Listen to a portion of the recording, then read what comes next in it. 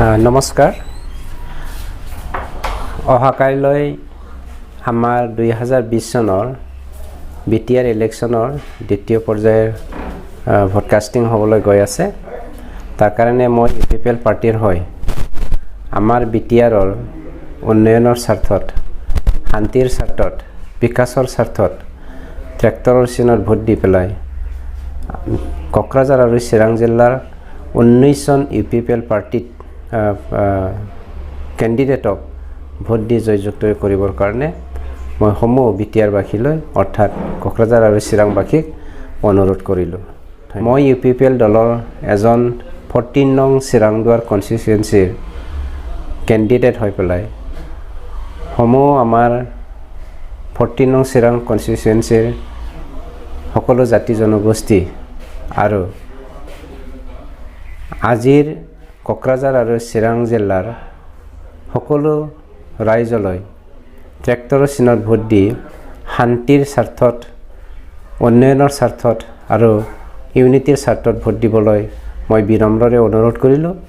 কিয়নো স্পেচিয়েলি যোৱা 17 বছৰত অকল চিৰাংদুৱাৰ কনষ্টিটুৱেঞ্চিতে নহয়, আমাৰ অল অভাৰ বিটিআৰত আজিলৈকে কোনো উন্নয়নৰ মুখ আমি দেখিবলৈ পোৱা নাই। শান্তি আমি পোৱা নাছিলোঁ 17 বছৰে, প্ৰগতি আমি পোৱা নাছিলোঁ 17 বছৰে।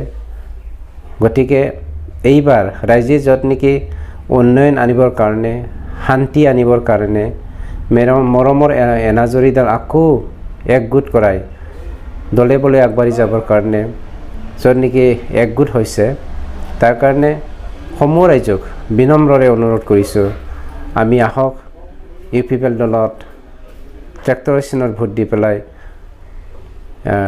সকলো জাতি জনগোষ্ঠী আগবাঢ়ি যাওঁ আৰু আগন্তুক 5 বছৰত আমাৰ সকলো জাতি জনগোষ্ঠীৰ স্বাৰ্থত কাম কৰি যাবলৈ ঐক্যবদ্ধ হ'ম।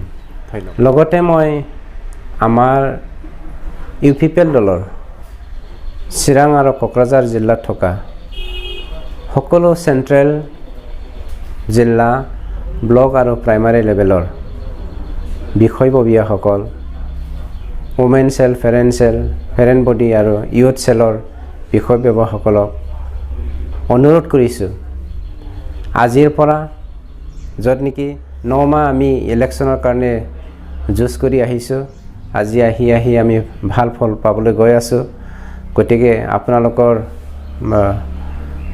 দায়িত্বশীল কামৰ কাৰণে আমি এইখিনি পৰ্যায়ত আহি পাইছোঁ।